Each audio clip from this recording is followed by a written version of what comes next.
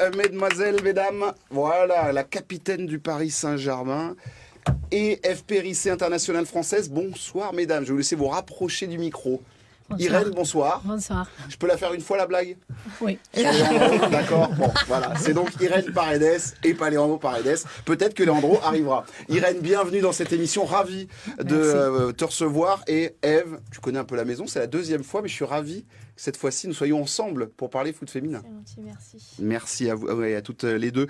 On va tout de suite rentrer dans le vif du sujet. Les internautes vont pouvoir vous parler, bien sûr, et vous poser des questions et mettre des messages. On rappelle le rendez-vous très important, on va en parler. C'est en championnat, c'est face à Montpellier. C'est samedi à 18h30 au Stade Jean-Bouin. Mais avant, Coupe de France, il a fallu batailler face à un club voilà, de division inférieure, Le Havre, 1-0. Ça a été dur. Irène, hier, 1-0, but de Marie-Antoinette Catoto. Oui, c'est ça, c'était dur, et même si elles jouent dans la deuxième division, et elles sont très bien jouées. Nous, on n'a pas été à notre niveau, et à la fin, on a galéré un peu, mais on a gagné, c'est le plus important. C'est passé. Ouais, c'est passé. C'est bizarre que vous soyez fait accrocher comme ça, Eve, sur cette rencontre. Oui, après le Havre avait bien préparé ce match. Elles avaient mis un plan en place qu'elles ont bien sûr respecté. Après, nous, on n'a pas su trouver dans le jeu de quoi faire la différence. Après, comme a dit Irène, le plus important, c'est la qualification pour les quarts de finale. Et voilà, on va pouvoir continuer à travailler pour gommer tous nos petits défauts. Alors, ne vous inquiétez pas, on va parler de la Coupe du Monde aussi, parce que d'un côté, il y a l'Espagne et de l'autre, il y a la France. Ça va peut-être se rencontrer dans cette Coupe du Monde, mais on parle déjà de la Coupe de France. Et Sébastien Netto du Parisien a une question. Est-ce qu'en Coupe de France, ça ressemble un peu comme chez les garçons, où le niveau un peu se nivelle entre les équipes aussi inférieures, comme en D2 et vous sur un match comme ça? On a pu le voir ce week-end où une équipe comme le Havre de D2 nous a posé pas mal de problèmes. On voit que le football féminin évolue de plus en plus, que même les équipes de D2 progressent, notamment avec le président du Havre qui met pas mal de moyens pour que son équipe puisse monter en D1. Donc on voit que l'écart se réduit. Maintenant à nous, au PSG, de continuer à progresser pour rester au plus haut niveau. FP Risset et Irène Paredes sont nos invités pendant plus d'une demi-heure avec nous dans cette émission. Juste avant d'écouter ta question, Jo, et des premières réactions sur Internet, le tirage au sort a eu lieu aujourd'hui. Irène, c'est Lyon, à Lyon. C'est pas le tirage rêvé sur un quart de finale quand même.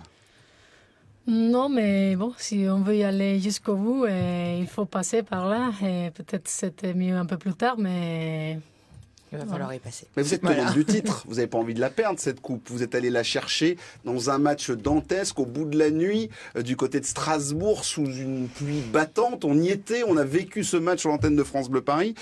Faut pas la lâcher. C'est aller à Lyon sur leur terrain, même si vous leur posez des problèmes depuis quelques saisons maintenant. Oui, c'est ça. On veut répéter les titres et on va y aller pour gagner le match. Alors, on a plein de réactions, les filles. Il faudra que vous alliez voir directement, parce que vous avez plein de messages, etc. Il y a Élise qui nous dit « Salut capitaine et Eve, bienvenue ». Choco nous dit « Bonsoir mesdames ». Vous avez plein d'émojis de cœur, de tout va bien. C'est très très positif, soyez rassurés. Il y a Joanie qui nous dit « Match compliqué ». On parle du Havre, mais on l'aura cette coupe, bravo les filles. Jonathan nous dit « Merci aux filles de représenter fièrement nos couleurs. On croit en elles pour remporter un trophée cette saison ». Et Globule nous dit « Lyon-Paris en quart de la Coupe de France, ARF ». Mais Frédéric nous dit il est temps de faire tomber l'OL. Effectivement, faire tomber l'OL. On va en reparler parce qu'il y a des rendez-vous avec l'OL. On va peut-être passer un petit peu de temps encore avec eux cette saison. Quand on regarde un petit peu le calendrier. Jos Pindel, petite question à nos invités. Oui, moi j'ai une question sur le match contre le Havre. Est-ce qu'il y a un problème de motivation quand on joue une équipe inférieure comme ça? Parce que nous, de l'extérieur, on a l'impression que tous les matchs, vous les jouez de la même façon, etc. Mais est-ce que vous le ressentez, ce problème de motivation? Est-ce qu'il existe ou pas? Je pense pas que ce soit un problème de motivation. Après, on voit qu'on est une équipe assez jeune et je pense qu'il faut qu'on progresse sur ce type de match où on est censé être supérieur à notre adversaire, mais c'est vrai qu'on se met dans un faux rythme, on se met à leur rythme, et c'est vrai que on s'endort un peu, et je pense qu'il va falloir qu'on progresse sur ce genre de match pour pouvoir aller gagner des titres, et enfin continuer à gagner des titres, parce qu'on en a gagné un l'année dernière, mais je pense qu'il faut qu'on progresse sur ce genre de match où faut vraiment qu'on garde le même niveau et le même rythme pour faire tout de suite la différence. Il faut plus s'imposer en fait. Il faut vraiment imposer son jeu. Quoi. Ouais, c'est ça. Vraiment imposer et mettre le rythme qu'on a envie de mettre et pas se laisser endormir par l'adversaire. Irène, toi qui as débarqué au Paris Saint-Germain en 2016, est-ce que ce titre a vraiment fait du bien? Parce que on le sait, hein, le PSG, c'est souvent deuxième finaliste. Est-ce que cette Coupe de France, elle a apporté quelque chose en plus, un petit peu plus de sérénité, de force à ce groupe parisien et à ce club aussi sur son projet autour du foot féminin? Oui, un titre, ça fait toujours du bien et c'était le moment de gagner quelque chose. Et c'est vrai qu'il nous donne de la confiance de savoir qu'on peut faire les choses. Et il faut changer cette cadence d'être toujours deuxième. Et on peut le faire et on va le faire. Ah oui, alors justement, on va le faire. Alors ça passe, on rappelle, 13 avril, j'ai tout noté mon petit calendrier. 13 avril, match à Lyon en championnat. Ce sera... sûrement la balle de match pour le titre de champion de France, parce qu'on rappelle qu'il y a 2 petits points d'écart au classement, mais samedi, vous avez besoin du public, car c'est Montpellier qui débarque, qui est une équipe qui cette année respire peut-être pas une grande sérénité, pose peut-être un petit peu moins de problèmes. Il y a Bordeaux et Montpellier qui sont 3 et 4, mais c'est ce genre de match où il ne faut pas laisser des points en route pour justement arriver le 13 avril avec ces 2 points de distance avec les Lyonnaises, Ève. Ouais, vous avez bien résumé. On n'a plus le droit à l'erreur parce qu'on a grillé notre joker face à Lille au match aller. Donc maintenant, on est obligé de gagner tous nos matchs jusqu'à ce qu'on aille à Lyon en avril. Donc voilà, on sait ce qu'il nous reste à faire pour continuer à jouer le titre en avril, donc on n'a plus le droit à l'erreur. Pardon, vas-y Sébastien. Elle est dure à supporter cette pression permanente de jamais avoir de joker en championnat justement?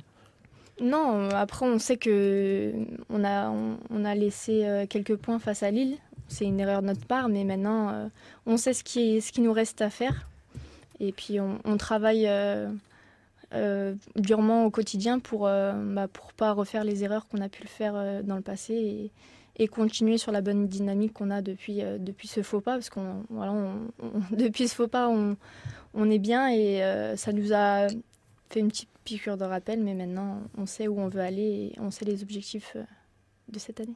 Émilie, sur les réseaux sociaux. On a des supporters qui étaient là au Havre et qui nous disent qu'il y avait une superbe ambiance au Havre et merci au Cup. On le disait tout à l'heure justement que vous étiez très suivis par le collectif Ultra là-dessus et donc on est très fiers aussi. Il y a Audrey Périsset, je ne sais pas si c'est un lien, mais qui nous dit coucou, on croit en vous les filles, et je pense que j'ai bien fait de le lire en fait, tu vois. Et Olivier nous dit bravo les filles, on est tous avec vous. Vous avez plein de vraiment allez-y parce que vous avez plein de messages de bonheur. Est-ce que ça te surprend, Irène, de voir ce collectif Ultra Paris, les Ultras, vous êtes le seul, on va être très clair, il y a une équipe qui a son groupe, qui se déplace, qui va au Havre pour un match face à une des deux. Est-ce que ça aussi, ça apporte une force supplémentaire? Est-ce que ça t'a surpris, toi, en tant que joueuse d'Espagne, de voir d'avoir les supporters comme ça avec vous? Bah oui, au début... un peu plus, maintenant on est un peu habitué, mais ils sont top et il faut les remercier et ça fait du bien. Et c'est ça, je crois hier aussi on a gagné à cause de eux, qu'ils nous supportent tous les jours et à fond pendant tous les matchs. Et ça, c'est magnifique. Et ils seront là, bien sûr, samedi 2 février. Je vous rappelle que si vous partagez cette émission, c'est Émilie qui fera le choix. C'est toi qui décide. Voilà, c'est exactement. Voilà. Pour ceux qui partagent l'émission, on fera un tirage au sort. Voilà. Et c'est Émilie, notre meuf de foot, qui fera le tirage au sort pour savoir qui gagne des places. C'est 5 fois 2 places pour aller voir la rencontre. On remercie le Paris Saint-Germain pour nous avoir offert ces places et vous les avoir fait gagner. Et sur l'antenne de France Bleu, pendant le match d'hier, par exemple, pour PSG Rennes, et là, dans cette émission. Il y a eu des recrues qui sont arrivées. Alors, je ne vais pas me trahir. Nadia Nadim, la Danoise d'origine afghane, c'est un personnage...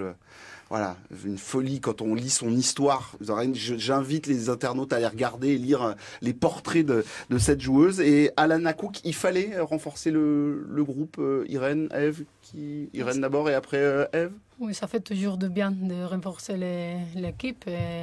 C'est 2 profils différents. Il y a l'expérimenté qui est Nadia. Hein, c'est vraiment une joueuse top niveau. Et puis il y a la jeune Alana Cook qui est une américaine qui signe l'un de ses premiers contrats pro et qui a un bel avenir, mais qui tente sa chance en Europe, quoi. Oui, c'est ça. Même sur le terrain aussi, c'est Nadia qui est l'attaquante. Et j'espère qu'elle va nous donner beaucoup de buts et elle va porter ses expériences. Et après, Alana qui vient pour renforcer l'aspect défensif. Et elle est dans la prépa, donc ça va prendre un petit moment pour venir sur le terrain, mais je crois que ça va faire du bien. La rencontre avec Nadia, justement, Eve, pour nous raconter un petit peu, Nadia Nadim. Très, très à l'aise directement. Est-ce que vous avez des personnages, pardon de te couper, Eve, mais vous avez des personnages entre Formiga, le rock brésilien, entre Nadia... Non, c'est vrai, vous avez des sacrées joueuses avec vous qui sont là pour vous encadrer. Ouais, c'est bien, c'est que Nadia vient encadrer, comme vous avez dit, la jeunesse parisienne. Voilà, elle va nous apporter son expérience qu'elle a pu avoir depuis son début de carrière. Voilà, c'est une très bonne recrue pour le PSG et j'espère qu'elle nous apportera beaucoup sur le terrain. Sébastien. Non, très belle histoire. Moi, j'ai lu notamment le portrait chez nous de Francky. Voilà, de Franck Ginès, que l'on salue. Triste comme un menhir. Voilà, Francky, on le salue. Voilà, Franck Ginès qui suit la section féminine du. On l'aura en interview d'ici. Bien sûr, elle sera. Alors, je peux même te glisser une petite info. Elle sera en interview et Juliette, qui est derrière, qui s'occupe de la communication des féminines. Normalement, elle est sur France Info dans la semaine. On m'a dit que normalement son portrait, elle serait sur France Info. Voilà, c'est la maison aussi. Ce sera à écouter sur les ondes de Radio France, le portrait de Nadia Nadim. Les questions, Joss, n'hésite pas aussi d'être avec nous. J'écoute avec beaucoup. Non, mais je suis curieux, moi, je découvre un petit peu. Tu découvres effectivement le foot féminin. Je voudrais parler d'une joueuse avec vous, puisqu'on faisait un peu des cas individuels. Le retour en grâce, et c'est pas de grâce qu'on va parler, mais de Marie-Antoinette Katoto, qui vous porte aussi un petit peu à bout de bras en attaque. C'est peut-être pour ça que tu disais qu'il fallait qu'elle marque aussi Nadia, parce qu'il y a Marie-Antoinette qui marque beaucoup, score bien là, ces derniers temps. Qui score beaucoup. Elle est revenue de la Coupe du Monde des U20 dans un état un petit peu compliqué, où elle était un peu fragile. Elle est revenue en pleine forme et elle vous porte à bout de bras, ou en tout cas elle est votre porte-étendard en attaque. Ouais, ça se voit qu'elle a eu une Coupe du Monde assez délicate, mais elle a su rebondir.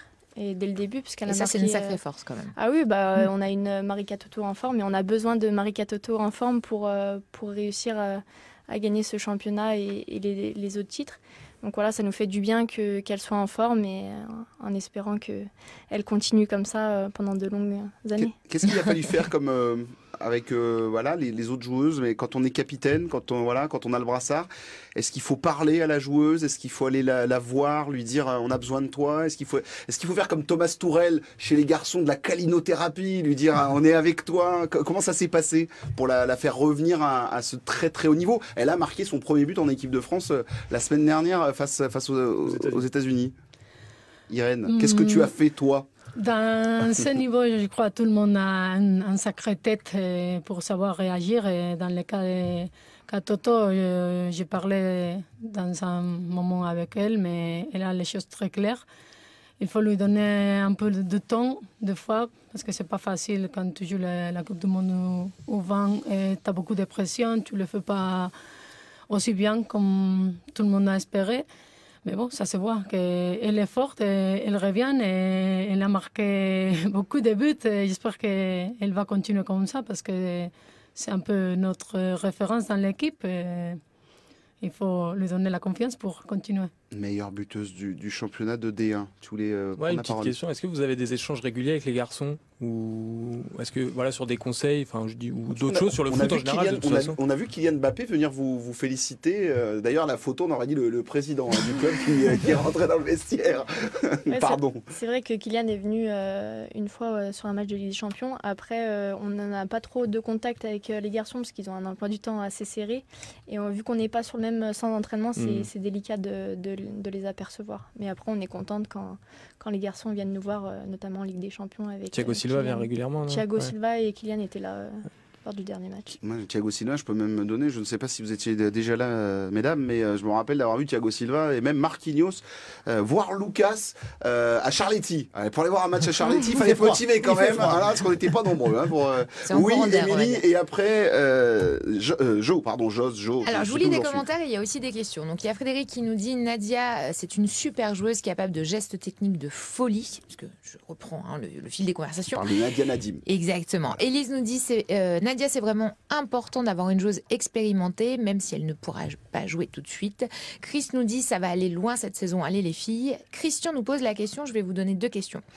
Les filles, d'après vous, que vous manque-t-il pour gagner plus de trophées? Et la deuxième question, est-ce que les filles, donc vous, est-ce que vous avez des idoles masculines ou féminines qui vous ont poussé à jouer au foot? Donc 1, qu'est-ce qui vous manque pour gagner plus de trophées? Et 2, quelles sont vos idoles dans le foot, que ce soit mec ou meuf, mélangé? C'est parti. C'est pour toi Irène et après on écoute Eve. Bah, on est dans les objectifs, on essaye, on s'entraîne tous les jours pour ça, mais c'est vrai que c'est pas facile. Donc on continue à essayer et c'est vrai que Lyon est dans notre ligue et ça c'est pas toujours évident. Mais on l'a fait l'année dernière, donc on va continuer et j'espère que on peut... Ténacité, on lâche rien. C'est ça. Pour rebondir sur Lyon, et après on viendra sur la question suivante, mais pour revenir sur Lyon, on a l'impression que le Paris Saint-Germain a trouvé la clé pour embêter, pour l'instant, cette équipe de l'Olympique Lyonnais. Vous êtes un mur, et Lyon prend le mur assez régulièrement. Mais par contre, on a l'impression que pour l'instant, c'est encore un peu difficile de passer au-dessus, d'aller marquer, de leur faire très mal. Pour l'instant, vous les contenez, mais vous n'avez pas encore réussi à faire basculer, à part sur le match de Coupe de France. Mais est-ce que je me trompe? Est-ce que c'est une vision un peu peut-être erronée de tout cela?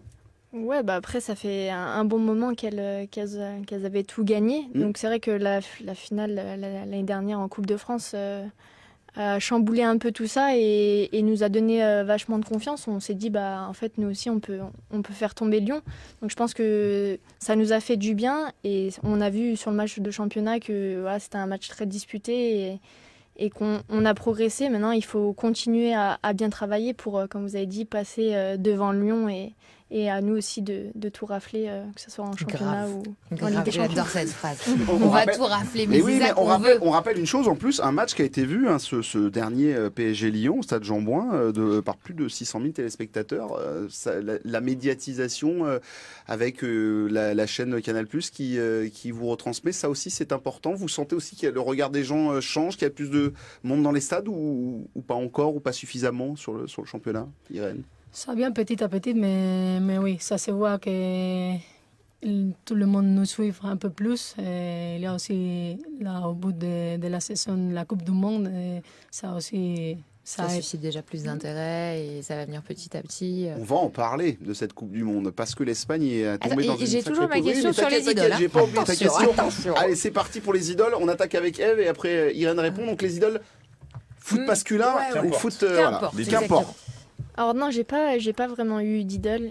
Il y a juste, moi, je fais partie d'une famille de footeux et notamment mon grand frère jouait dans un très bon club et donc du coup c'était plus lui mon idole. Voilà, j'observais beaucoup et c'est vrai que... C'est une belle déclaration.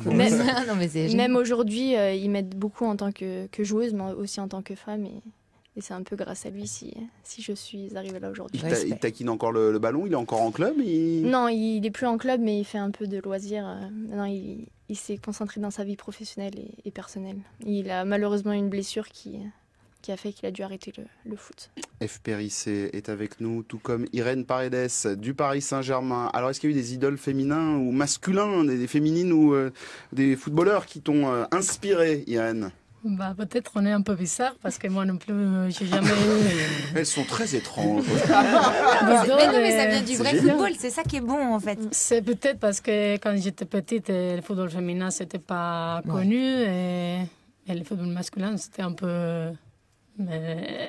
C'est vous finalement qui allez devenir les premières idoles de petites filles ou de petits garçons aussi qui vont venir vous voir. C'est peut-être vous un peu les pionnières dans tout cela, non? Parce que là j'ai l'impression... Ouais, il y a les filles aussi comme Formiga, Camille Abili qui font des très belles carrières et je pense que c'est aussi des exemples à suivre pour les petites filles et les petits garçons. Avec la Coupe du Monde, ça va, je pense que le regard va bien changer aussi en France. Ça va permettre à plein de gens de venir vous voir dans les stades, de découvrir plein de joueuses. Enfin, ça va être. Mais ça veut dire peut-être aussi ça va être bien. que les filles ont peut-être besoin moins d'avoir d'idoles que les garçons, tout bêtement, parce que c'est comme étant des joueuses de votre niveau qui ont dû voir des matchs et des matchs à la télé, par exemple, ne pas avoir une idole. Ça veut dire, moi je trouve que c'est plutôt très positif, hein, ce regard que vous avez sur votre sport, etc., de pas forcément avoir des idoles et faire votre métier au plus haut niveau sans en avoir. Moi je trouve ça franchement remarquable. Avant de glisser sur cette Coupe du Monde, puisque tout le monde me tend la perche, j'ai bien compris, on va finir à la Coupe du Monde, j'ai bien compris, du 7 juin au 7 juillet en France en plus, juste pour rappeler les rendez-vous importants. On a parlé de ce 2 février face à Montpellier, tous à Jean-Bouin, et je vous rappelle que si vous partagez l'émission, il y a des places à gagner, et il y aura un rendez-vous le 27 mars prochain, ce sera à 20h du côté de là aussi de Jean-Bouin, face à Chelsea. Gros match, et devinez qui peut affronter le Paris Saint-Germain si jamais le PSG passe ce quart de finale de Ligue des Champions. Wolfsburg ou Lyon. Allez, c'est reparti. Voilà, vous ne vous quittez jamais avec l'Olympique lyonnais. Est-ce qu'il y a la même chose en Espagne? C'est l'Atlético Madrid et Barcelone, non, qui se lâchent pas d'une semaine, si je me trompe pas, Irène. Normalement, oui. C'est ça? Ce sont les deux qui vont jusqu'au bout. C'est entre nous, les dernières ligues, c'est Atlético Madrid qui a gagné. Ouais, ils ont fait du recrutement, et justement ça me permet de glisser vers le foot espagnol et parler. Tu es international, alors tu es basque, d'abord le préciser, voilà, je veux pas avoir de problème, elle est basque, mais elle est internationale espagnole. Irène Paredes, première Coupe du Monde en 2015, ça s'était pas très bien passé pour l'Espagne. Par contre, cette saison, vous êtes préparé, vous avez fait 8 victoires en 8 matchs de qualification, c'est pas mal. Même plutôt bien. Oui. Voilà. Seulement 2 buts encaissés, voilà, puisque la patronne de la défense est là. Bah voilà, on va féliciter. Seulement 2 buts encaissés. Par contre, la poule Afrique du Sud, Allemagne et Chine. Vous n'êtes pas vernis. Non, c'est pas facile, mais il n'y a pas de groupes faciles dans la Coupe du Monde. Tout le monde a fait son travail pour être là. Et bon, c'est vrai qu'on a fait une qualification parfaite. Et maintenant, on essaye de se préparer de la meilleure manière jusqu'à cette date mondiale. On sent que le foot espagnol est en vraiment nette progression sur le foot féminin, que les clubs ont pris conscience qu'il fallait développer ce foot féminin. Il vous manque, vous aussi, un petit peu comme finalement le foot français, des résultats de top niveau international pour peut-être que ça bascule du bon côté? Oui, c'est ça. On est un peu nouvelle dans le foot d'élite. Après la Coupe du Monde au Canada, il y a beaucoup de choses qui ont changé dans les clubs et aussi dans la fédération espagnole. Maintenant, tout le monde pousse pour être meilleur, pour aller chercher les grosses équipes nationales. Et on est là, on essaye. Et c'est vrai qu'on n'a pas de résultats. Et il faut aller le chercher. Le Real Madrid a lancé une section, la féminine, j'ai vu ces derniers mois, là où c'était déjà le cas, peut-être. Ils n'ont pas l'équipe féminine. Ouais. Non, pas pour le Parce moment. A priori, il n'y a pas de raison que les filles en Espagne ne soient pas aussi bons, au moins en tout cas top niveau européen comme les garçons. Il n'y a aucune raison. Non, la raison c'est qu'on est nouvelle. Il faut du temps. Et c'est maintenant qu'il y a les clubs qui mettent les moyens et qui font les choses différemment, mieux, et pour améliorer. Mais il faut un petit moment pour... Mais on a l'impression qu'au niveau mondial, il y a une vraie émulation. C'est-à-dire que maintenant, tous les pays, tous les clubs se disent qu'il y a quelque chose à faire avec le football féminin. Et on a l'impression vraiment que ça progresse partout. Oui, c'est ça. Et plus cette année, quand il y a la Coupe du Monde, tout le monde pousse à fond. Ouais. Mais c'est vrai que l'Espagne, les dernières années, ils ont poussé vraiment fort et ça devient une des meilleures ligues du monde. En tout cas, il y a une chose est sûre, c'est que du côté de l'Espagne, on doit être ravis puisque tu vas connaître par cœur la patronne du foot chinois, Wang Chuang, puisque vous jouez ensemble. Tu pourras peut-être lui parler un petit peu. Il y en a une qui est en train de se dire, c'est cool, on me parle pas de l'équipe de France, tout ça, voilà, FPRIC, c'est pas comme si la France avait un petit peu la pression avec l'organisation de cette Coupe du Monde sur le territoire. On rappelle, premier match au Parc des Princes contre la Corée du Sud pour l'équipe de France et après ça sera sur le territoire. Est-ce que tu as envie d'y être là ou on peut prendre son temps encore un petit peu? Ouais, il y a encore un peu de temps, il y a encore pas mal d'échéances avant ce mondial. Après, oui, j'ai envie d'être dans la liste. Je pense que c'est l'objectif de toute joueuse qui joue actuellement en club. Après, comme j'ai dit, il reste encore pas mal de matchs, notamment en club, avant ce mondial. Et en tout cas, j'espère être dans la liste des 23. Est-ce que pour le foot féminin, vu tout ce qui est déjà fait pour le foot français, parce que voilà, Lyon est là, le Paris Saint-Germain fait le travail, Montpellier, Guingamp, il y a quand même des équipes qui font le travail. Est-ce que c'est le moment de basculer, j'ai envie de dire, du bon et du grand côté pour le foot en sélection? Il est temps de gagner quelque chose pour cette équipe de France et de faire basculer le foot féminin vers plus haut? Bah oui, il est temps de gagner quelque chose avec l'équipe de France. C'est vrai que ces dernières années, on n'était pas loin de gagner quelque chose, mais malheureusement, on n'a rien gagné. Et je pense que c'est la bonne opportunité de gagner ce mondial chez nous, même s'il va y avoir une très grosse pression. Mais je pense que tous les Français seront soit au stade, soit devant leur télé. Donc ça va nous faire quelque chose en supplémentaire et j'espère qu'on va vraiment faire quelque chose pour ces Coupes du Monde. Émilie sur les réseaux sociaux, puis Sébastien Nieto veut poser une question. Ouais, alors j'ai une petite question un peu particulière d'une certaine Katarzyna. Elle est là. Qui nous a quand même demandé si elle pouvait poser une question. Mais oui, bien sûr. Elle vient quand elle veut aussi dans l'émission. Non, il faut qu'elle aille dormir, il faut lui dire. Il est trop tard. On rappelle, c'est la gardienne. Ah bah oui. Ah oui, voilà. Non mais faut rappeler pour ceux qui ne savent pas, c'est la gardienne du Paris Saint-Germain. Bah oui, moi ça oui. Mais oui, c'est Kridzi quoi. C'est voilà. Kate. C'est Kate. Voilà. Donc la question c'est est-ce que Irène tu vas bronzer un jour? Et elle te souhaite un joyeux anniversaire, Eve. Merci. Donc, c'était le 24 décembre. Bah oui. D'accord. Okay. C'est sa blague. Voilà, d'accord. Elle l'a fait une fois dans le vestiaire et du coup tout le monde est venu me souhaiter mon anniversaire, mais c'était pas mon anniversaire. Du coup, Kate, elle l'a refait de temps en temps. Vous avez l'une des gardiennes les plus folles de la terre et on la salue parce que c'est une elle nous suit et c'est génial. Une super belle personne. Effectivement, on la salue. D'autres questions ou c'était juste Non, j'adore celle-là. Du coup, j'ai pas lu les autres. Merci Kate. Voilà, Kate Kridzi qui vient nous faire un coucou. C'est plutôt sympa. Cette poule Corée. Oui, non, si c'est à toi, sinon. T'avais une question, le Parisien, le mec. Écoutez. Non mais au-delà d'une ambition, d'une victoire finale potentielle pour l'équipe de France à domicile, est-ce que l'objectif c'est pas surtout d'essayer de créer une dynamique avec les Français et justement de vivre une espèce d'épopée, de tous nous emmener derrière cette équipe-là? On a envie de vivre ce qui s'est passé l'été dernier en Russie. On a envie de reproduire ce qu'ont pu faire les garçons à la Coupe du Monde. Après, on sait que ça va pas être facile, mais je pense que, comme j'ai dit tout à l'heure, tous les Français vont être avec nous et ça va vraiment être important pour nous. On a besoin de supporters aussi parce qu'aujourd'hui, il y a une grande question quand même, sur le mondial. On dit tous, voilà, on espère que tout le monde va venir au stade, etc. Il faut faire suivre le foot féminin. Moi, je conseille à tout le monde de commencer déjà à vous y mettre maintenant, les gars. Regardez, il y a plein de matchs qui sont.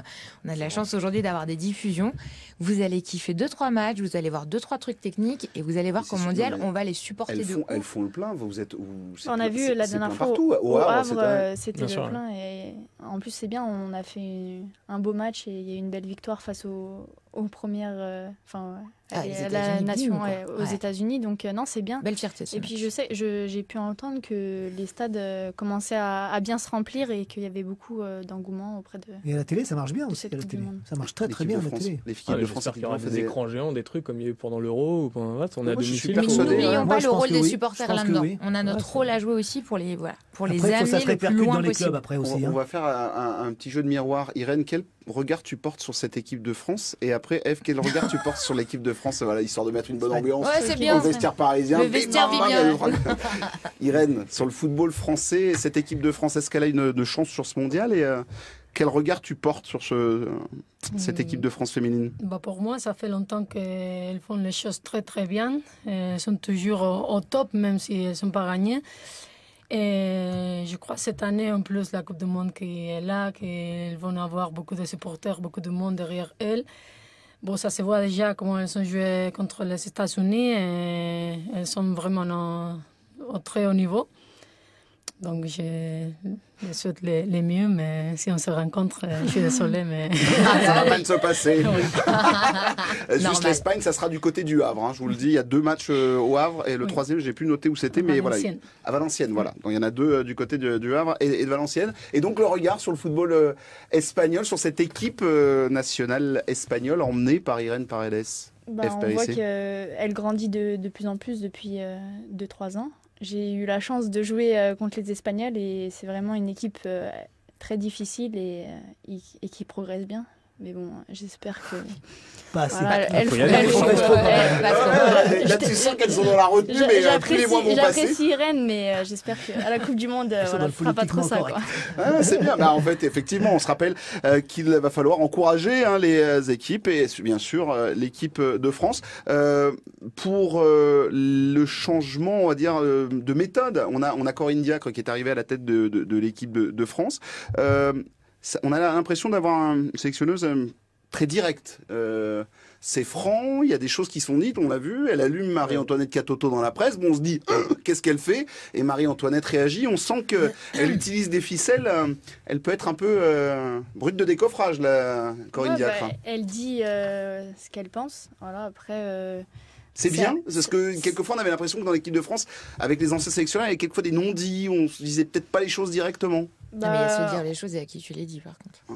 Ouais, après ce qui est bien, c'est que Marie a bien répondu. Elle a répondu en marquant contre les États-Unis son premier but. Donc je pense que c'est une très bonne réaction de Marie et ça l'a fait réagir.